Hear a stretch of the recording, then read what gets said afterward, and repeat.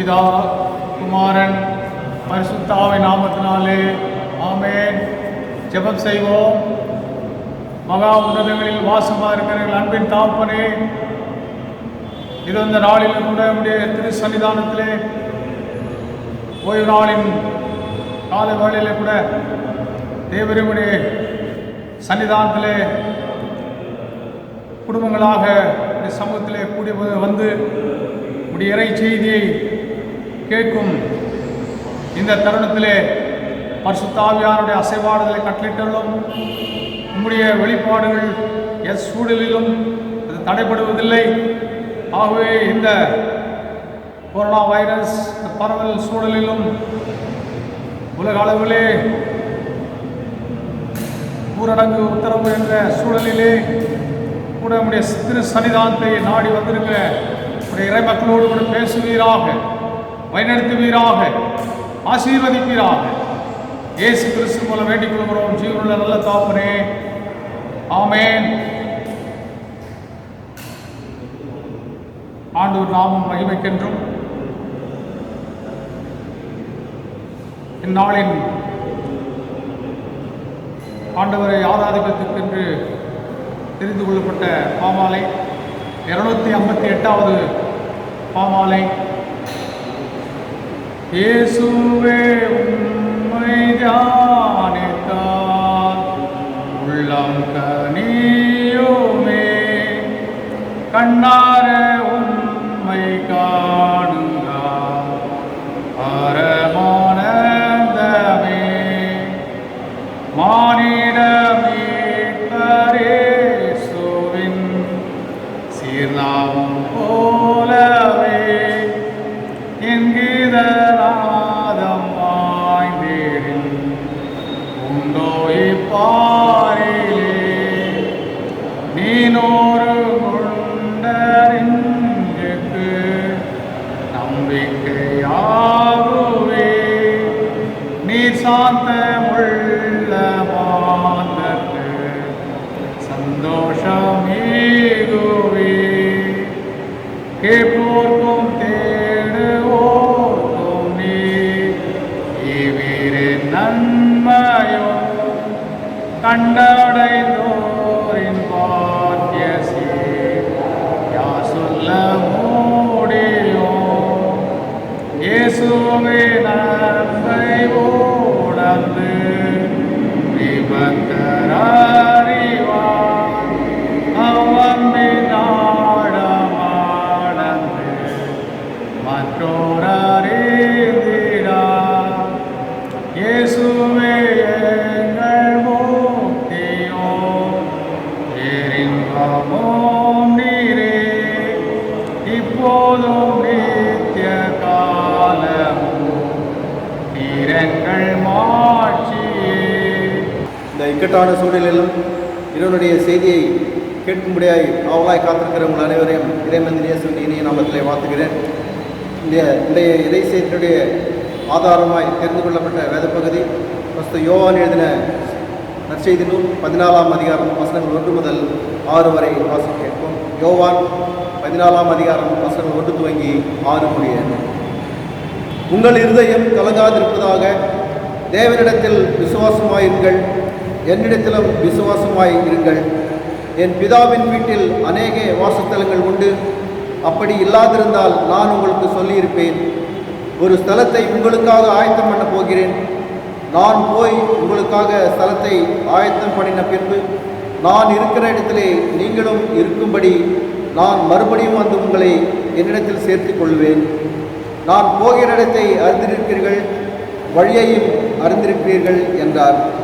தோமா அவரை நோக்கி, ஆண்டவரே, நீர் போகிற இடத்தை அறியோமே, வழியை நாங்கள் எப்படி அறிவோம் என்றார்.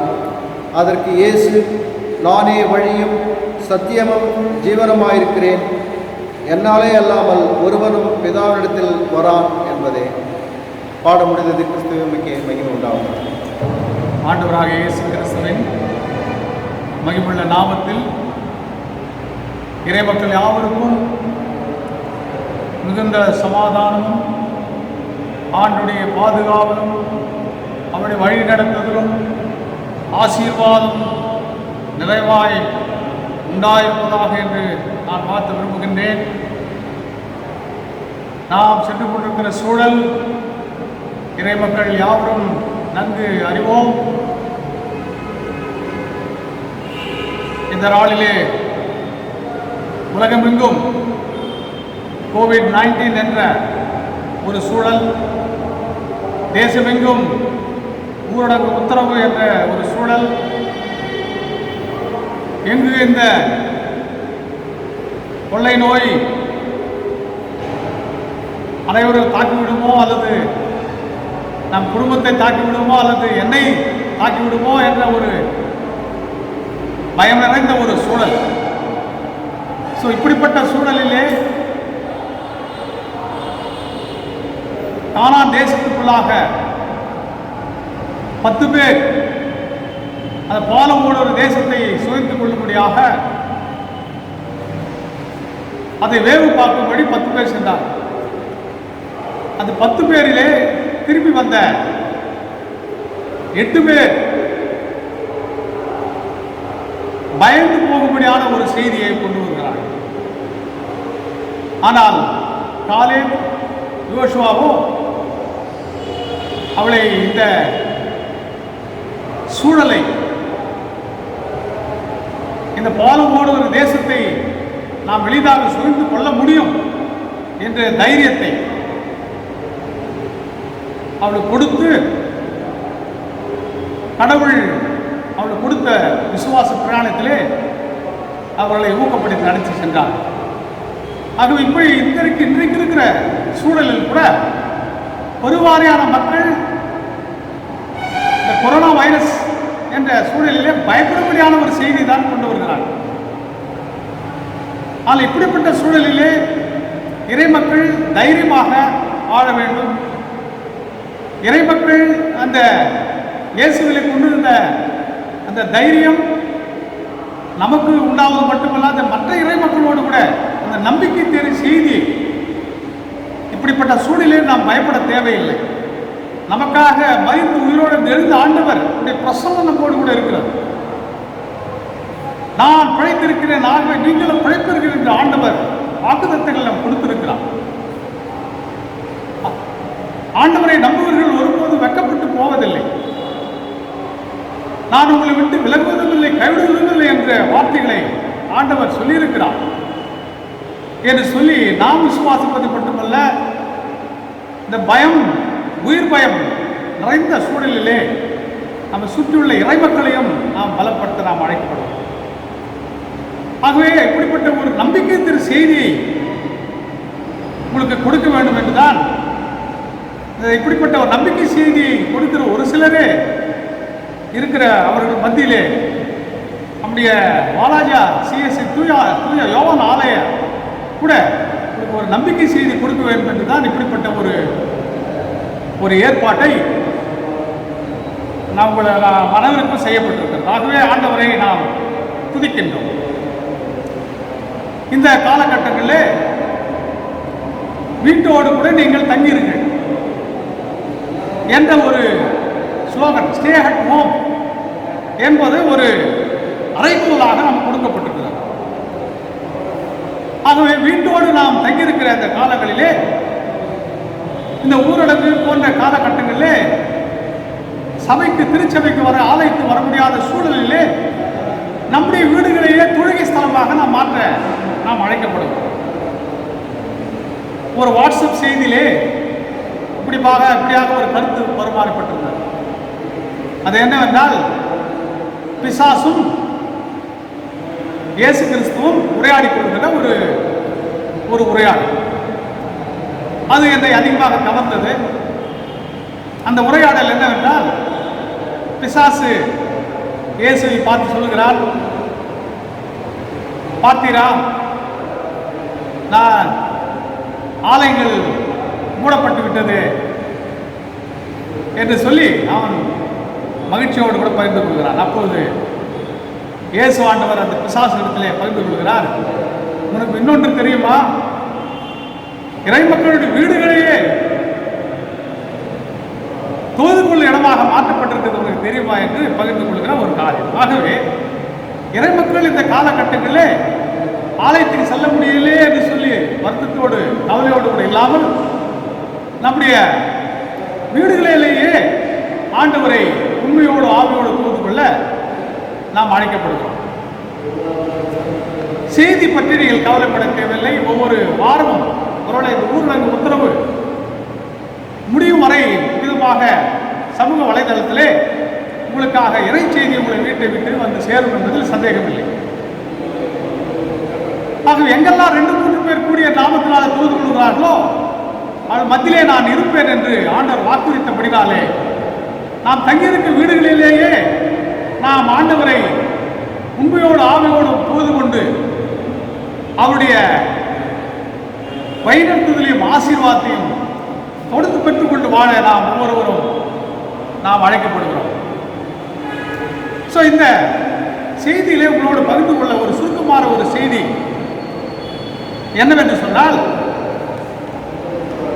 3 காரியங்கள் தான். நாம் எந்த ஒரு பிரச்சனையிலே கஷ்டத்தினுடைய நாம் கடந்து சென்றாலும் நாம் பிரச்சனையை நோக்கி பார்க்கக்கூடாது, இயேசுவை நாம் நோக்கி பார்க்க வேண்டும். இதுதான் இறை மக்களுக்கு நான் பகிர்ந்து கொள்ளக்கூடிய ஒரு நம்பிக்கையின் செய்தியாக முதல் குறிப்பாக நான் வைக்க விரும்புகின்றேன். நாம் அனைவருக்கு தெரியும், படகிலே இயேசு சீடர்களோடு பிரயாணத்துக் கொண்டிருந்த பொழுது சீடர்கள் படகிலே சென்று கொண்டிருந்த பொழுது இயேசு அங்கே சமுத்திரத்தின் மேலே நடந்து வருகிறார். அப்போது பேதுரு இயேசு இடத்திலே நான் தண்ணீர் மேல் நடக்க வேண்டும் கேட்டபொழுது வா என்று அவர் அங்கே உத்தரவு கொடுக்கிறார். அவரும் இறங்கி நடக்கின்றான். சமயத்திலே என்ன நடந்தது என்று நமக்கு அனைவரும் தெரியும். இயேசுவை அவன் நோக்கி பார்த்த பொழுது அவன் அந்த தண்ணீரிலே நடக்க முடிந்தது. அவன் அந்த காற்று புயலையும் அவன் நோக்கி பார்த்த பொழுது அவன் முழுக ஆரம்பித்தான். ஆகவே கிறிஸ்துவ கண்பார்ந்தவர்களே, எந்த ஒரு பிரச்சனையை கஷ்டம் வரும்பொழுது நாம் இந்த உலகத்தில் இருக்க பிரச்சனைகளை நோக்கி பார்த்தால் நாம் மூழ்கி போவோம். இந்த சூழலில் இயேசுவை நாம் நோக்கி பார்க்க வேண்டும். இதுதான் இறை மக்களுக்கு கொடுக்கக்கூடிய முதல் செய்தியாக இருக்கின்றது. ஆண்டவர் உன்னை விட்டு விலகுவதும் இல்லை, உன்னை கைவிடுவதும் இல்லை என்று சொல்லியிருக்கின்றார். ஆகவே பேதுருவை கரம்பிடித்து தூக்கினது போல நம்மை அவர் தூக்க அவர் வல்லவராக இருக்கின்றார். இரண்டாவது குறிப்பாக இறை செய்தியாக இறை மக்களுக்கு நான் வைக்கின்ற ஒரு செய்தி என்னவென்றால், நாம் பிரச்சனைகளை நாம் கஷ்டங்களை சந்திக்கும் போதெல்லாம் நாம் நம்முடைய காரியங்களை கண்டு பயந்து போகாமல் நம்முடைய வேதத்தின் அடிப்படையிலே நாம் ஒப்பிட்டு நாம் வேதத்தின் வெளிச்சத்திலே வேத வசனத்தின் வெளிச்சத்திலே அந்த பிரச்சனைகளை ஒப்பிட்டு பார்த்து இதுக்கு என்ன தீர்வு என்று நாம் கண்டுபிடிக்க வேண்டும். அப்படியாக நாம் பார்க்கும்போது இந்த சூழலிலே வேதத்திலே நாம் பார்க்கின்றோம், இந்த ஒரு பயம் நிறைந்த ஒரு சூழல் உலகமெங்கும் ஏறக்குறைய 900 1000 கோடி மக்கள் இருக்கலாம் என்று கணிக்கப்படுகிறது. எல்லாருமே ஒரு பயத்திலே உறைந்து போயிருக்கிறார். ஆகவே இப்படிப்பட்ட சூழலிலே நாம் வேதத்திலே இந்த சூழல் இது ஒரு ஸ்டேஜ், ஒரு புதிதான ஒரு சூழலா அல்லது ஏற்கனவே வேதத்தில் ஏதாவது போன்ற நிகழ்வு நடந்திருக்கின்றார் என்று பார்க்க வேண்டும். ஒரு அனாலிசிஸ் ஆராய்ச்சி செய்து பார்க்கும் பொழுது அங்கே வனாந்தரத்திலே இஸ்ரவேல் ஜனங்கள் பிரயாணிக்கும் பொழுது அங்கே கொள்ளிவாய் சர்ப்பம் இறை மக்களை தீண்டுகிறது. அப்பொழுது இறைவனிடத்தில் வேண்டும் பொழுது மோசே அவர்கள் வெங்கலத்தினால் செய்யப்பட்ட ஒரு சர்ப்பத்தை நீ தூக்கி வைக்க வேண்டும், அதை நோக்கி பார்க்கிறவர்கள் பழைப்பார்கள் என்று கடவுளிலிருந்து கொடுக்கப்பட்ட ஒரு செய்தி. ஆகவே அப்படியாக நோக்கி பார்க்கிறவர்கள் பழைத்தார்கள். இது ஏதோ இதனுடைய லாஜிக் என்ன, எப்படி இது நியாயப்படுத்துகிறது என்று சொல்லி நாம் ஆராய்ச்சி பண்ண தேவையில்லை. இது பிற்காலத்திலே நடக்க போகின்ற ஒரு திஷ்டாந்தமான ஒரு நடத்தப்பட இருக்கின்ற ஒரு செய்தியை முன்குறிப்பாக வைக்கப்படுகிறது. அதாவது பிற்காலத்திலே இயேசு இந்த உலகத்துக்காக சிலுவிலே அவர் ஆணிகளால் கடாவப்பட போகின்றார். ஆக ஒரு காலத்திலே அவரை உலக மக்கள் இப்படிப்பட்ட சூழல் வரும்போது இங்கு அங்கும் அவர்கள் வளைந்து திரிந்து தங்களை மாய்த்துக் கொள்ளாமல் ஒரு ஒரு வழி உண்டாக்க முடியாது. அந்த மரத்தில் தூக்கப்பட்ட இயேசுவை நோக்கி பார்க்கும் பொழுது அங்கே பிழைப்பு உண்டாகத்தக்கதாக அங்கே முன்பாக ஒரு சம்பவம் அங்கே குறிப்பிடப்பட்டது. ஆகவே இந்த சூழலிலே இது ஒரு தீர்வாக, இப்படிப்பட்ட ஒரு தீர்வை நாம் எடுத்துக்கொள்ள வேண்டும். இரண்டாவது, எகிப்திலே சங்கார தூதன் வந்த போது ஆட்டுக்குட்டி ரத்தத்தினாலே இஸ்ரவேல் ஜனங்கள் குடும்பங்கள் காப்பாற்றப்பட்டது. அதே வண்ணமாக இன்றைக்கு ஆட்டுக்குட்டி ரத்தத்தினாலேயே ஒரு குடும்பங்கள் காப்பாற்றப்பட்டது என்று சொன்னால், இன்றைக்கு ஒரு தேவாட்டுக்குட்டி ரத்தம் சிந்தப்பட்டுள்ளது. ஆகவே அந்த ரத்தத்தின் மூலமாக பாவ மன்னிப்பு, ரட்சிப்பு, சமாதானத்தையும் சந்தோஷத்தையும் பெற்றுக்கொள்கிற ஒரு அனுபவத்தை நாம் பெற்றுக்கொள்ளும் போது குடும்பங்கள் காப்பாற்றப்படுகிறது. இன்றைக்கு ஒரு வேளை ஒரு ஆச்சரியத்தோடு பார்க்கலாம். இன்றைக்கு கிறிஸ்துவ நாடுகள் என்று சொல்லப்படுகிற ஐரோப்பிய நாடுகள், யுனைடெட் ஸ்டேட்ஸ் என்று சொல்லப்படுகிற இடத்திலேயே இன்றைக்கு அதிகமான பாதிப்புகள் இருக்கிறது. அதுக்கு என்ன தீர்வு என்று சொல்லி நாம் பார்ப்போம்னால், அதற்கு வேதத்தில் ஒரு விடை இருக்கிறது. கர்த்தருடைய ஜனங்கள், என் நாமம் தரிக்கப்பட்ட ஜனங்கள் என்னை நோக்கி பார்த்து ஜெபித்து என் முகத்தை தேடுவார்களானால், பொல்லாத வழியில் விட்டு திரும்புவார்களானால், பரலோகத்தில் நான் அவளை கேட்டு அவருடைய பாவங்களை மன்னித்து அவருடைய தேசத்துக்கு சேமத்தை கட்டளையிடுவேன் என்று சொல்லியிருக்கின்றார். ஒருவேளை வளர்ந்த நாடுகளிலே கண்டிப்பாக அவருடைய வழிகளை விட்டு விலகி போவதற்கு பல விஷயங்கள் இருக்கக்கூடும். கண்டிப்பாக வளர்ந்த நாடு என்று சொல்லும்போது ஏதோ ஒரு வகையிலே கிறிஸ்துவ பெயரை கொண்ட நாடுகள் அவருடைய சத்தியத்தை விட்டு விலகி சென்ற சூழ்நிலைகள், காரியங்கள் இருக்கக்கூடும். அவைகளை ஆராய்ந்தறிந்து அவர்கள் தங்களை தாழ்த்தி ஜபம் பண்ணி முகத்தை தேடி பொல்லாத வழிகளை விட்டு திரும்புகிறோம் என்று சொல்லி ஆண்டவருக்கு அறிக்கை செய்வார்னு சொன்னால், அந்த தேசங்களுக்கு நிச்சயமாக ஒரு விடிவு காலம் உண்டு என்பதில் எந்த விதமான சந்தேகமில்லை. இது இரண்டாவது குறிப்பாக நான் வைக்கின்றேன். ஆகவே முதலாவது, பிரச்சனையை நோக்கி பார்த்தால் நாம் மூழ்கி போவோம், பேதுருவை போல. இயேசுவை நாம் நோக்கி பார்க்க வேண்டும். இரண்டாவது குறிப்பு, நாம் மரத்தில் தூக்கப்பட்ட இயேசுவை நாம் நோக்கி பார்க்க வேண்டும். ஆட்டுக்குட்டி ரத்தத்தினால பாவ மன்னிப்பு, ரட்சிப்பு, சமாதானத்தை பெற்றுக்கொள்ள வேண்டும். மூன்றாவது, நம்மை தாழ்த்தி ஜபம் பண்ணி முகத்தை தேடி பொல்லாத வழிகளை விட்டு நாம் மனம் திரும்புகிற ஒரு அனுபவங்களோட நாம் கடந்து சொல்லும் பொழுது நமக்கு அப்படிப்பட்ட ஆண்டுடைய ஒரு விடுதலை அங்கே உத்தரவாதம் பண்ணப்பட்டது போல இன்றைக்கும் விடுதலை நமக்கு உத்தரவாதம் பண்ணப்பட்டிருக்கிறது. கடைசி மூன்றாவது குறிப்பாக ஆண்டுடைய இறை மக்களிடத்தில் வைக்கப்படுவது என்னவென்றால், இன்றைக்கு கஷ்டங்கள், பிரச்சனைகள் வரும்போது இயேசுவை நோக்கி பார்ப்பது மட்டுமல்ல, வார்த்தைகள் வெளிச்சத்திலே அந்த பிரச்சனைகளை ஒப்பிட்டு பார்ப்பது மட்டுமல்ல, மூன்றாவது இயேசு உன்னுடைய வார்த்தைகள் சற்று ஆழமாக நாம் சிந்திக்கவே அழைக்கப்படுவோம். அதுதான் இன்னைக்கு கொடுக்கப்பட்டுள்ள தேவ இறை வார்த்தை. யோவான் சுவிசேஷம் 14 அதிகாரம் 1-6. ஆண்டுடைய வாயிலிருந்து வந்த வார்த்தைகள் நாம் ஆழமாக தியானிக்க நாம் அழைக்கப்படுவோம். அது என்னவென்றால், இன்னைக்கு உலகமெங்கும் உயிர் பயம், உயிரை பற்றி ஒரு பயம் யாருக்கு இருக்கு? யோசித்து பாருங்க. இந்த உலகத்திலே மரணத்துக்கு பிற்பாடு என்ன நடக்கும் என்று தெரியாதவர்களுக்கு தான் இந்த பயம். ஆனால் இறை மக்களுக்கு இந்த பயம் இருக்க தேவையில்லை. ஏனென்றால் ஆண்டவர் மிக தெளிவாக இந்த 14ஆம் இன்றைக்கு கொடுக்கப்பட்ட இன்றைய நாளின் வேத வார்த்தை யோவான் 14:1-6, இதோ உங்கள் இருதய கலங்காது இருப்பதாக, தேவனிடத்தில் விசுவாசமாயிருங்கள், என்னிடத்தில் விசுவாசமாயிருங்கள், இதோ உங்களுக்காக ஒரு இடத்தை ஆயத்தம் பண்ணுகிறேன் என்று சொல்லி. ஆகவே கிறிஸ்துவ கண்பாதிலே ஏதோ இது ஒரு நாலேஜ் தான்.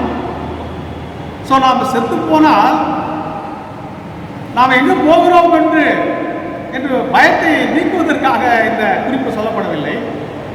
இது ஒரு இந்த நாலேஜ், நாம் இந்த உலக வாழ்வுக்கு பின்னாலே நமக்காக ஒரு இடம் ஆயத்தம் பண்ணப்பட்டிருக்கிறது என்ற ஒரு அறிவு நமக்கு இருக்க வேண்டும். ஸோ இந்த அறிவு நம்ம இருக்கும்போது அந்த பயம் நம்மகிட்ட போகிறது. நமக்குள்ளாக இன்றைக்கு கொரோனா வைரஸ் எதிர்கொள்வதற்கு மிக முக்கியமான தேவை நம்முடைய நோய் எதிர்ப்பு சக்தி. ஆகவே நம்முடைய மரணத்துக்கு பின்னால ஆண்டவர் ஒரு மகிமையான ஒரு இடத்தை நமக்காக வைத்திருக்கிறார் என்று சொல்லும்போது, அதை தியானிக்கும் போது பயம் நம்மளுக்கு நீங்கி போகிறது. நமக்குள்ள இருக்க நோய் எதிர்ப்பு சக்தி விருத்தி ஆகிறது. ஆகவே இது ஒரு நாலேஜ் தான். அதுக்காக நாம் கொரோனா வைரஸ் தாக்க போகிறது, அதனால நான் சாக போகிறேன் என்பதற்காக இது சொல்லப்படவில்லை. இது ஒரு நாலேஜ். இந்த அறிவு நமக்கு இருக்கும்போது பயம் நம்ம விட்டு நீங்கி போகிறது. ஆனால் நாம் செய்ய வேண்டியது என்னவென்றால், இயேசுவை இந்த சூழ்நிலையிலே அவரை விசுவாசிக்கும் போது, அதாவது ஒரு காலத்தை நாம் ஞாபகத்தில் வைத்துக் கொள்ள வேண்டும். அது என்னவென்றால், we are born to live, we are born to win, we are born to fight. அதாவது இங்கே உலகத்தில் பிறப்பிக்கப்படுகிற கடவுளை நம்புகிற ஒவ்வொரு மனுஷனும் வாழவே பிறந்திருக்கிறான். ஒவ்வொரு இறை மக்களும் அவர்கள் ஜெயிக்கவே பிறந்தவர்கள். ஒவ்வொரு இறை மக்களும் இயேசுவில் நம்பிக்கை வைக்கிறவர்களும் அனைவரும் இந்த உலகத்தை உயர்த்தப்படவே பிறந்திருக்கிறோம் என்பதை மறந்து போகிறோம். ஆகவே நாம் சாவதற்காக ஆண்டவர் நம்மை படைக்கவில்லை. இந்த நாலேஜ் இருக்க வேண்டும். மரணத்துக்கு பின்னால் என்ன நடக்க போகிற இந்த நாலேஜ் நமக்கு இருக்கும்போது மரணம் என்கிற பயம் நீங்க போகிறது. ரெண்டாவது, நாம் அறிந்து கொள்ள வேண்டியது, ஆண்டுடைய திரு சன்னிதானத்திலே நாம் மரிப்பதற்காக பிறக்கவில்லை, வாழ்வதற்காக, ஜெயிப்பதற்காக, நாம் உயர்த்தப்படுவதற்காக இந்த உலகத்தில் பிறந்திருக்கிறோம் என்பதை நாம் மறந்து போகக்கூடாது. அந்த அறிவு நம்மிடத்தில் இருக்க வேண்டும். ஸோ இப்படியாக நாம் தியானிக்கும் பொழுது நாம் என்ன எதற்காக ஜெயிக்க பிறந்திருக்கிறோம், வாழ பிறந்திருக்கிறோம், உயர பிறந்திருக்கிறோம், அது எதற்காக? நமக்காகவா? சுயநலத்துக்காக அல்ல. சுயநலத்துக்காக அல்ல. ஒவ்வொரு மனிதனும், ஒவ்வொரு இறைமக்களும் ஒரு நோக்கத்தோடு பிறப்பிக்கப்பட்டிருக்கிறார். அந்த நோக்கம் என்னன்னா, 2 வசனத்தில் நாம் அறிந்து கொள்ளலாம். ரோமருக்கு எழுதின நிருபத்திலே 12ஆம் அதிகாரத்தில் 1ஆம் வசனத்தை நாம் பார்க்கலாம். அது என்ன? இப்படி இருக்க சகோதரரே, உங்கள் சரீரத்தை பரிசுத்தமும் தேவனுக்கு பிரியமான ஜீவ பலியாக ஒப்புக்கொடுங்கள். ஜீவ பலி, ஜீவ பலியாக ஜீவனோடு இருந்து அவருக்கு நம்ம முற்றிலும் ஒப்பு கொடுக்க வேண்டும். இப்படி செய்வதே புத்தியுள்ள ஆராதனை என்று சொல்லப்படுகிறது. ஆகவே அவரை ஆராதிக்க நாம் பழைக்கப்போம். நாம் பிறப்பிக்கப்பட்டிருக்கிறோம். ஒரு நோக்கம். இரண்டாவது, நீங்கள் நன்மை செய்வது. அதாவது கலாத்தியர் 6:9 நாம் பார்க்கலாம். இரண்டாவது ஒரு பர்பஸ் என்னன்னா, நோக்கம், நீங்கள் நன்மை செய்வதிலே சோர்ந்து போகாதீர்கள். நீங்கள் தளர்ந்து போகாதிருந்தால் ஏற்ற காலத்தில் அறுப்பீர்கள். ஆகவே இந்த உலகத்திலே நோக்கம் என்ன? அவரை ஜீவ பலியாக நம்ம ஒப்பு கொடுத்து அவரை ஆராதிப்பதும், இந்த உலகத்தில் இருக்கும்போது நன்மை செய்வது, அதில் சோர்ந்து போகாதவர்களுக்கு செய்யும்போது இன்றைக்கு நாம் ஏற்ற காலத்தை அறுவடை செய்வோம். அப்படியாக பார்க்கும்போது நம்முடைய சிஎஸ்ஐ தூய யோவான் ஆலயத்திலே இந்த தடை செய்யப்பட்ட காலத்திலும் இந்த நன்மை செய்வதில் நாம் சோர்ந்து போகவில்லை. இன்றைக்கு நம்முடைய நகராட்சி மக்கள் 200 பேர் இருக்கிறார்கள். மற்றும் மருத்துவமனை மருத்துவர்கள், தாதிமார்கள், அங்கே இருக்கிற நோய்வாய்ப்பட்டவர்கள் மற்றும் காவல்துறை இந்த கோவிட்-19 முன்னணியிலே நின்று போராடி கொண்டிருக்கிற மக்களோடு உணவை பகிர்ந்து கொண்டு நாம் அவர் கரங்களை பலப்படுத்தி இருக்கிறோம். நன்மை செய்வதை சோர்ந்து போகாமல் இதை செய்திருக்கிறோம். அது மட்டுமல்ல, விசுவாச குடும்பத்தாரும் ரொம்ப முக்கியமானது. விசுவாச குடும்பத்தாரில் பொருளாதாரத்தில் நலிவுற்ற மக்கள் 75 குடும்பங்களை நாம் தெரிந்து கொண்டு 4 பகுதிகளாக அவளோடு கூட நாம் நம்முடைய ரிசோர்ஸை அவளோடு பகிர்ந்து கொண்டிருக்கிறோம்.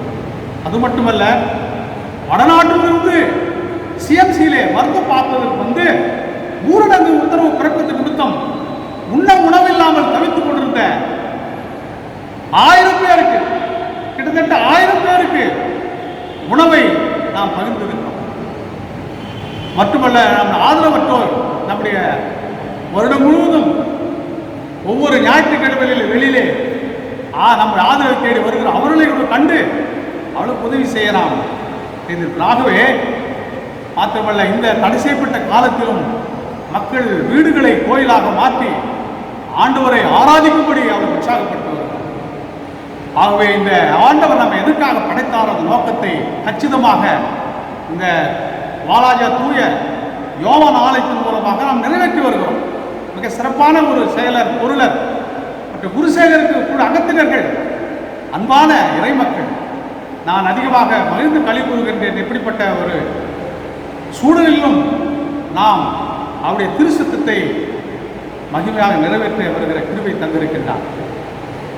ஆகவே நமக்கு இறுதியாக கொடுக்கப்படுகிற செய்தி, கிறிஸ்துவின் நாமத்தினாலே பரிசுத்த ஆவியானவரை கொண்டு பிதாவுடைய சித்தத்தை இந்த தடை செய்யப்பட்ட காலத்திலும் படுகச்சிதமாக நாம் நிறைவேற்ற நாம் அழைக்கப்படுகிறோம். இப்படி செய்ய கர்த்தர் கிருபை செய்வராக.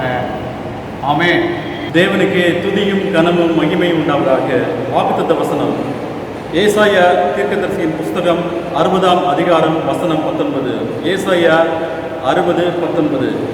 இனி சூரியன் உனக்கு பகலிலே வெளிச்சமாய் இராமலும் சந்திரன் தன் வெளிச்சத்தால் உனக்கு பிரகாசியாமலும் கர்த்தரே உனக்கு நித்திய வெளிச்சமும் உன் தேவனே உனக்கு மகிமையாய் இருப்பார். இன்று இருளில் வாழ்ந்து கொண்டிருக்கும் நமக்கு ஒளியாக வந்த இயேசு வெளிச்சமாயிருப்பார். வாழ்க்கை வாழ ஒப்பு கொடுத்து இயேசுவிடம் வருவோம். அவர் இழந்த எல்லாவற்றையும் நமக்கு திரும்ப அளிப்பார். இயேசு கிறிஸ்துவின் ஈடு இணையற்ற நல்லாமத்தில் வாலாஜா தூய யோவான் திருச்சபையின் சார்பாக அனைத்து திருச்சபையாருக்கும் அன்பின் வாழ்த்துக்களையும் வணக்கத்தையும் பணிவோடு தெரிவித்துக் கொள்கிறோம். இந்த இக்கட்டான கரோனா வைரஸ் நோயிலிருந்து நம்மை அருமையாக அன்போடு அரவணைத்து பாதுகாத்து வருகின்ற தேவாதி தேவனுக்கு உள்ளத்தின் ஆழத்திலிருந்து நன்றிகளை தெரிவித்துக் கொள்கிறோம். தொடர்ந்து இந்த இக்கட்டான சூழ்நிலைக்காக ஜெபியுங்கள். தொடர்ந்து திருச்சபைக்காக ஒத்துழைப்பு கொடுக்கும்படி அன்போடு கேட்டுக்கொள்கிறோம்.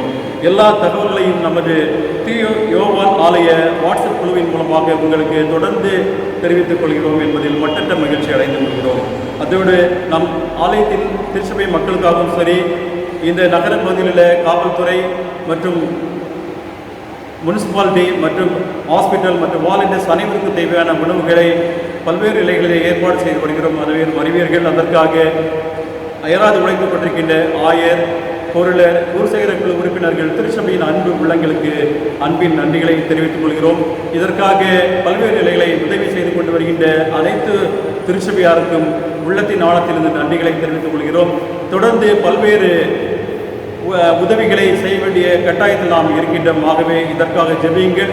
உங்களால் கொடுக்க முடிந்தவர்கள், மனதில் ஏவப்பட்டவர்கள் ஆயர், செயலர், பொருளரை தொடர்பு கொள்ள அன்பாய் கேட்டுக்கொள்கிறோம். அனைவருக்கும் அன்பின் நன்றிகளை தெரிவித்துக் கொள்கிறோம். இந்த ரெக்கார்டிங்கை மிக அருமையாக பதிவு செய்து கொண்டிருக்கின்ற திரு பிரதீப் ஜோஸ்வா அவர்களுக்கும் திருச்சபையின் சார்பாக நன்றிகளை தெரிவித்துக் கொள்கிறோம். நன்றி. செயலாளர் அன்பான வார்த்தைகளை தொடர்ந்து 2 காரியங்களை மீண்டும் உங்களுக்கு இறைமக்களுக்கு அறிவுறுத்த விரும்புகின்றேன். ஒன்று, இந்த தடை செய்யப்பட்ட ஊரடங்கு உத்தரவு முடியும் வரை தயவுசெய்து இறைமக்கள் தங்களுடைய வீடுகளையே தொழுகை கூடமாக மாற்றி ஆண்டவரை துதித்து பாடி அவரை ஆராதிக்க அன்போடு கூட ஒரு கோரிக்கை வைக்கின்றேன், அன்போடு கூட அழைக்கின்றேன். இரண்டாவது, இறை செய்தியில் நீங்கள் கேட்டபடி இந்த நற்கிரிகளிலே நன்மை செய்ய சோர்ந்து போகாதிருங்கள், நீங்கள் தளர்ந்து போகாதிருந்தால் ஏற்ற காலத்தில் அறுப்பீர்கள் என்று வேத வசனத்தின்படி இந்த நம்முடைய ஆலயத்தின் சார்பிலே பல நன்மையான காரியங்களை, நற்காரியங்களை நாம் செய்து கொண்டே இருக்கிறோம் துவக்கத்திலிருந்தே. ஆகவே உதவி செய்ய விரும்புகிறவர்கள் நீங்கள் ஆயர், செயலர், பொருளரை நீங்கள் தொடர்பு கொண்டு உங்களுடைய அன்பான கரங்களை, உதாரணமான கரங்களை நீங்கள் நீட்டும்படி இந்த காலகட்டங்களில் ஆண்டுடைய ஊழியங்கள் சிறப்பாக நிறைவேறும்படி நீங்கள் உங்களை அர்ப்பணித்துக் கொள்ள வேண்டும் என்று அன்போடு கேட்டுக்கொள்கிறோம். ஆங்கிலத்தில் ஒரு வார்த்தை இருக்கிறது, சர்ச் எக்ஸிஸ்ட் ஃபார் இட்ஸ் நான் மெம்பர்ஸ் என்று போடப்பட்டிருக்கிறது. அதாவது ஒரு வில்வான் என்பவர் ஆராய்ச்சி செய்தார். ஆலயத்தில் ஆராய்ச்சி செய்யும்போது 87% பேர் திருச்சபை எதற்காக நிறுவப்பட்டிருக்குது என்று சொல்லி கேட்டால், அவர்கள் எனக்காக, என்னுடைய பேப்டிஸ்டுக்காக, கன்ஃபர்மேஷனுக்காக, என் கல்யாணத்துக்காக, என் அடக்கத்துக்காக, நன்மைக்காக என்று அவர்கள் அறிக்கை செய்தார். வெறும் 11% மக்கள் மட்டுமே இந்த உலகத்தின் மீட்புக்காக இந்த ஆலயம் திருச்சபை உலகத்தில் ஸ்தாபிக்கப்பட்டது என்று அறிக்கை செய்தார். ஆகவே நாம் இந்த திருச்சபை எதற்காக ஸ்தாபிக்கப்பட்டிருக்கிறது என்பதை நாம் நினைவில் கொண்டு உலக ரட்சிப்புக்காக நமக்காகவே இருக்கிறது, அது உண்மைதான். ஆனால் இன்னும் மேலான ஒரு நோக்கம் என்னென்றால் இந்த உலகம் ரட்சிக்கப்பட வேண்டும். இன்றைக்கு ஏராளமான COVID-19 மூலமாக எவ்வளவோ பேர் கஷ்டத்திலே அடுத்த உணவுக்கு நிச்சயமின்றி இருக்கிறார். ஆகவே இப்படிப்பட்ட சூழலை இறைமக்கள் கருத்தில் கொண்டு நாம் கண்டிப்பாக நாம் அவரோடு நாம் கிடைத்த நம்மை அடையாளப்படுத்திக் கொள்ள வேண்டும் என்பதை என்னுடைய இறைமக்கள் இருந்ததிலே நான் பதிக்க விரும்புகின்றேன். ஜெபம் செய்வோம். கிருபை நிறைந்த ஆண்டவரே, இந்த நாளிலும் கூட இறைமக்களோடு கூட இப்படியாக சமூக வலைதளத்தில் நாங்கள் தொடர்பு கொள்ளும்படியான ஒரு வாய்ப்பு வசதி ஏற்படுத்தி கொடுத்த தயவுக்காய் ஸ்தோத்திர சுவாமி. இந்த ஊழியத்திலே தங்களை அர்ப்பணித்துக் கொண்டு சிறப்பாக செய்து கொண்டிருக்கிற பிள்ளைகளை ஒவ்வொருவரையும் நீர் படத்தில் பார்த்து கொண்டிருக்கிறேன். ஒவ்வொருவரையும் தனித்தினாய் பேருவராய் தொட்டு நீர் ஆசீர்வதிக்க வேண்டும் என்று ஜெபிக்கிறோம். இந்த நாளிலும் கூட இந்த ஊரடங்கு உத்தரவு என்ற சூழலிலே, இந்த COVID-19 என்ற சூழலிலே இறைமக்கள் பயந்து போகாதபடி இயேசுவின் மேல் வைத்திருக்கிற விசுவாசத்தை அபியாசம் பண்ணி பாவல பட்சியை நோக்கி பார்க்காம இயேசுவை நோக்கி பார்க்கும்படியாக கர்த்தர் உதவி செய்கிறார். மாத்திரமல்ல, மரத்தில் தூக்கப்பட்ட இயேசுவை நோக்கி பார்த்து ஆண்டவரே நாங்கள் இந்த உலகத்தை தைரியமாக வாழ அருள் செய்கிறார். இந்த நாட்களில் விசேஷமாக நாங்கள் கொரோனா வைரஸ் மூலம் பாதிக்கப்பட்டுள்ள மக்களுக்காக நாங்கள் ஜெபிக்கிற சுவாமி கர்த்தர் இறங்குகிறார். இதே போல ஒருவேளை அதனால் பாதிப்படைந்த மக்களுக்காக ஜெபிக்கிறோம். COVID-19 மூலமாக வாழ்வாதாரங்களை இழந்து காணப்படுகிற மக்களுக்காக நாங்கள் ஜெபிக்கிறோம். அந்த இரக்கம் பாராட்டுகிறார். COVID-19 என்ற பிரச்சனைக்கு உலக அளவிலே ஒரு தீர்வு கண்டு சீக்கிரத்திலே ஆலயங்கள் உலகமெங்கு திறக்கப்படவும், விடுதலையோடு இறைமக்கள் தோது கொள்ளவும், திருப்பணிகளை நிறைவேற்றவும் அருள் செய்ய வேண்டும் நான் ஜெபிக்கிறோம். இந்த காலகட்டங்களில் போர்க்கால அடிப்படையிலே இயங்கிக் கொண்டிருக்கிற மத்திய மாநில அரசாங்களுக்காக நன்றி செலுத்துகிற ஞானமாய் ஆண்டவரே நிர்வாகத்திலே கடந்து செல்ல உதவி செய்யும் சுவாமி. பாதிப்பட்டுள்ள மக்களுக்கு என்னென்ன உதவிகள் செய்ய வேண்டும் அவர்களை செய்யத்தக்கதாக அவரை ஆற்றுப்படுத்துகிறார். உலக அளவிலே பாதிப்பட்டுள்ள மக்களுக்காக ஜெபிக்கிற சுவாமி. குறிப்பாக இப்படி நாம தரித்தப்பட்ட நாடுகளுக்காக ஜெபிக்கிறோம். விசேஷமாக யுனைடெட் ஸ்டேட்ஸுக்காக ஜெபிக்கிற சுவாமி இறங்குகிறார். எங்களுடைய இந்திய தேசத்துக்காக நாங்கள் ஜெபிக்கிறோம். குறிப்பாக அதிகமாக பாதிக்கப்பட்ட மகாராஷ்டிரா, குஜராத் போன்ற மாநிலங்களுக்காக ஜெபிக்கிற சுவாமி கர்த்தர் இறங்குகிறார். எங்களை தமிழ்நாட்டுக்காக ஜெபிக்கிறோம். விசேஷமாக சென்னை பட்டணத்துக்காக ஜெபிக்கிற சுவாமி. மிகுந்த உயிர் பயத்திலே நிறைந்து காணப்படுகிற மக்கள் ராஜா கர்த்தர் தயவாய் இறங்குகிறார். தொடர்ந்து இந்த நோய் பரவல் அதிகப்படுத்தாதபடி கட்டுப்படுத்தப்பட வேண்டும் என்று திறப்பின் வாசல் நாம் என்று ஜெபிக்கிறோம் ஐயா. கர்த்தர் உதவி செய்யும் சுவாமி. ஆண்டவரே, இந்த கடலூர், விழுப்புரம் போன்ற இடங்களில் அதிகமாய் பரவுது என்று கேள்விப்படுகிறோம்ப்பா. கர்த்தரை கட்டுப்படுத்தப்பட வேண்டுமே சுவாமி.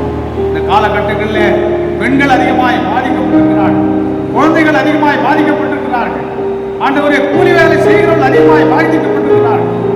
ஆண்டவரே, மற்றும் காய்கறி விற்பனை செய்கிறவர்கள் மற்றும் பேங்க் எம்ப்ளாய்ஸ், கேஸ் டெலிவரி பண்ணுகிறவர்கள், தினக்கூலி உள்ளவர்கள், துணிகளை துவைக்கின்ற அந்த பணியில் இருக்கின்றவர்கள், இன்னும் இந்த நோய்க்கு அதிகமாக ஆண்டவரை பாதிக்கக்கூடிய இடங்களிலே இருக்கின்ற மக்களுக்காக நான் ஜெபிக்கிற சுவாமி.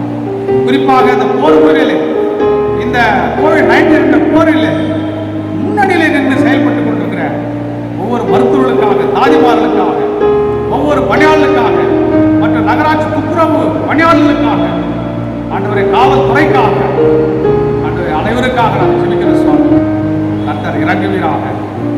மாத்திரமல்ல விசுவாச குடும்பத்துக்காக ஜெபிக்கிறோம்.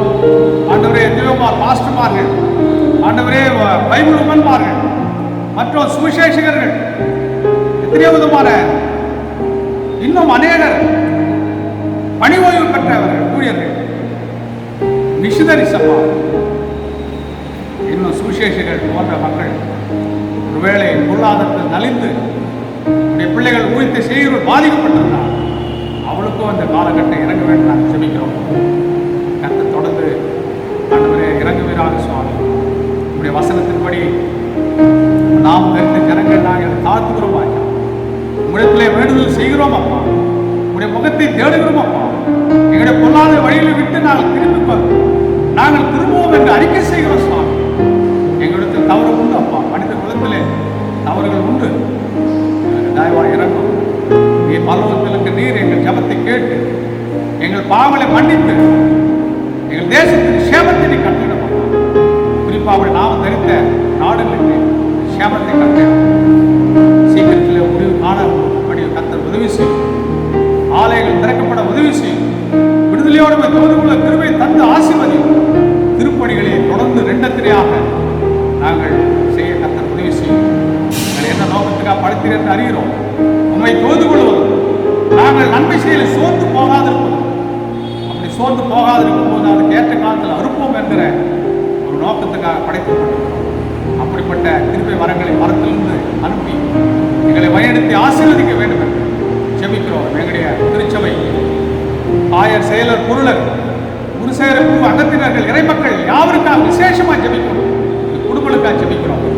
கர்த்தர் பாதுகாத்து பராமரித்துக் கொள்ளும்.